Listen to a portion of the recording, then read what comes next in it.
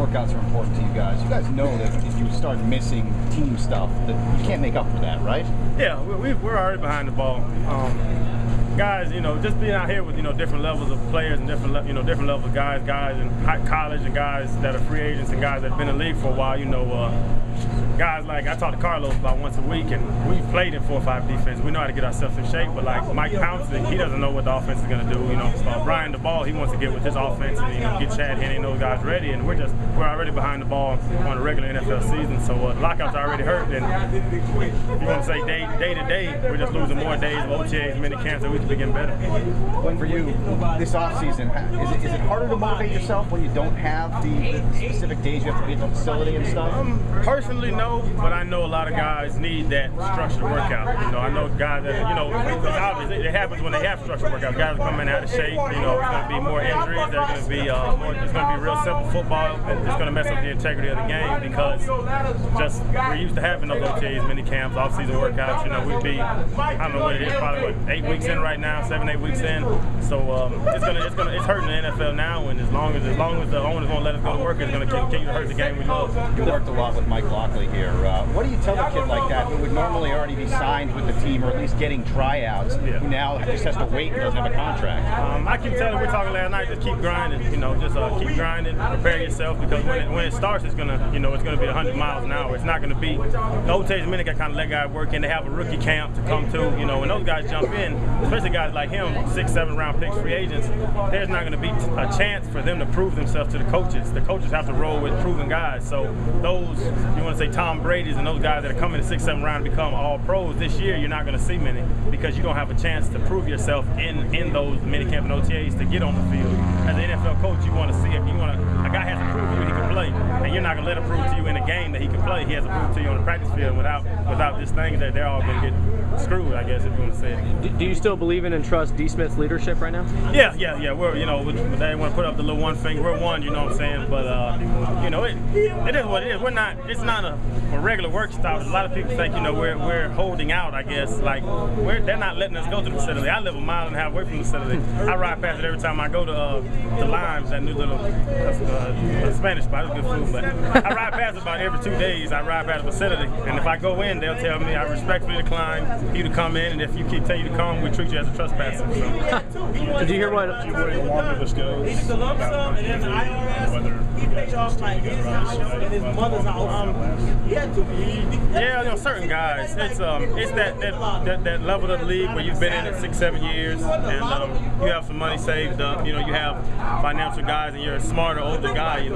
The older guys, the guys that are established in the NFL, but you have the first, second-year guys that really been going out buying. They buy a house, they buy a $100,000 car, and now they're broke, and they had just enough money to make it to this next season. And I know it. I know plenty of guys that are like that, and it's already guys trying to take loans out. So the financial part will hurt the guys, but hopefully a lot of older guys can talk to them. And I know I really reach out to a lot of those young guys and try to tell them, it's serious. Because a lot of guys were laughing about it for the last 2 years, but now it's starting to get serious with us missing things, and it's really just screwing up the league, and it's really bad for the fans. I was talking to my one of my marketing guys yesterday, trying to get something together for the fans of Miami, maybe a softball game or something, just to bring the just let them see the players again. I don't know what it could be, but something like that, because it's messing up the fans who live and die Dolphins, have Dolphin tattoos, and the guys, the Dolphin fans that paint their face and wrap their cars in Dolphin stuff, and now they don't know if it's going to be a team. So that's why I think it's hurting the most. Having Dolphins and Jets and Bills out here all working together, does that show how messed up this offseason has been?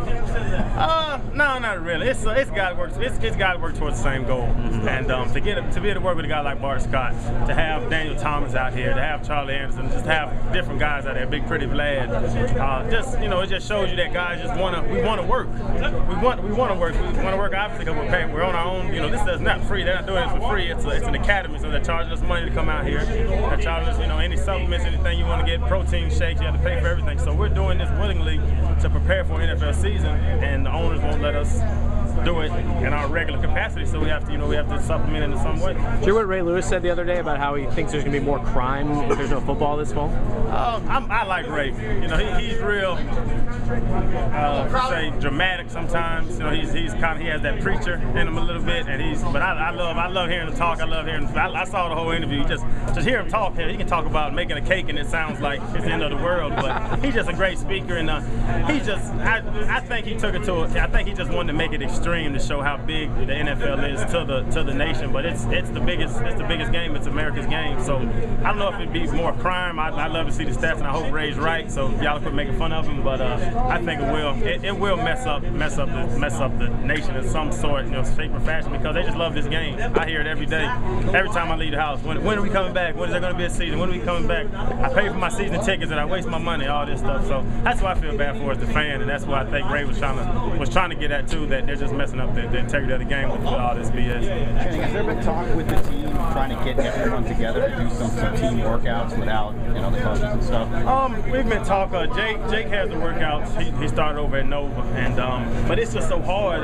Me and Carlos talk once or twice a week, and it's just so hard to get Sean Smith to come back from California, get Vontae to come from DC, get Cameron Wake to come back from Pennsylvania, wherever he's from, and pay, like you're saying, pay for your own housing, pay for your own food, pay for everything, and you're not getting anything supplemented back, and then you don't know if there will be a season, you don't know when any income's coming in. So, like, Carlos can come down here whenever he wants to. He has a house. Brandon Marshall come down here. But those younger guys, Chris Clemens and guys like that, you can't tell them to come and get their own hotel room for 2 months to work out, because it's off their pocket. I'll have some money, but I'm not going to pay for the whole defense to come down here and stay in my house. So it's hard to get guys together, and guys that are here are working out together. I just wanted a more structured environment. That's why I come up here. Have you been in touch with Brandon?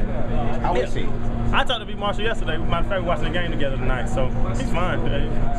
And the same thing, y'all, not as y'all personally, but the media blows everything out of proportion they can find, and he's fine. He was playing basketball the next day, if that tells you anything about what went on. But it's just, they blow it out of proportion. It's a lockout. There's nothing going on. Somebody had something to talk about, so they made it seem like it was the end of the world. But he's rolling. He's fine. Probably. I think we're going to church Sunday too. Matter of fact, I'm working out with Zach Thomas 3 times a week. I'm running Vista View Park Tuesday and Thursday mornings, and Friday we're going out to Fort Lauderdale Beach with Zach Thomas. He does triathlete shit, and I come up here Monday, Tuesday, Thursday, Friday, and do their workouts, do on the field stuff, and going to weight rooms, and just trying to get myself right. And like I said, paying out my pocket for everything, but you have to sacrifice for your body, which is your job, and which you think the owners would want to get us in there to get us going. But greed motivates a lot of silliness. Channing, can you sympathize with a guy like Daniel Thomas? It's been his dream to get drafted, and now he comes into this mess. Can you sympathize with what he's going through? Yeah. You've worked your whole life. Daniel Thomas worked his whole life to get where he's going. I know I worked my whole life when I made it. I was happy, and now, he worked 4 years. He balls out of Kansas State, and then he makes it to the league. He drafted second round, which is great. It's supposedly supposed to get all this money, and now he doesn't know what's going on. He can't go in with the team. He's up here same way. He's on his own tab right now, paying to come work out down in South Florida to try to prepare for if there is a season. And it's just messing. Like I said, the same thing. Going back, it's just messing up more of the integrity of the game than anything. Because those guys should be in right now. He should know everybody on the Dolphins right now. He should be able to be taking hands off of Chad Henne, knowing how Jake Long's gonna, how he's gonna slide the protection and being able to block the edge and things of that nature. But now he's just out here working out, and he might know 3 of his teammates.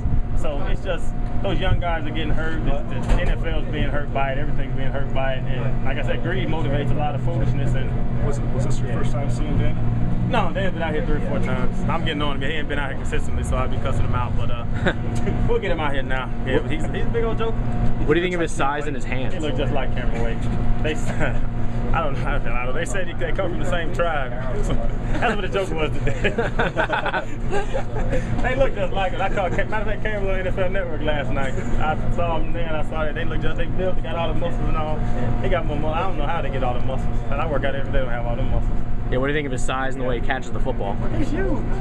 He's big, what, 220, 6'1", 220. He's a big old guy, but you know, we don't know the running back situation with the Dolphins now, so I'm pretty sure, you know, if he plays like he looks, we'll be okay. You know, if he looks like Tarzan, hopefully he plays like Tarzan. But if he comes out with Jane, then we'll be hurting. But no, I believe him. I've watched him play. I've seen some highlights and all during the draft, so I think it helps us out a lot. Some guys have said they really enjoyed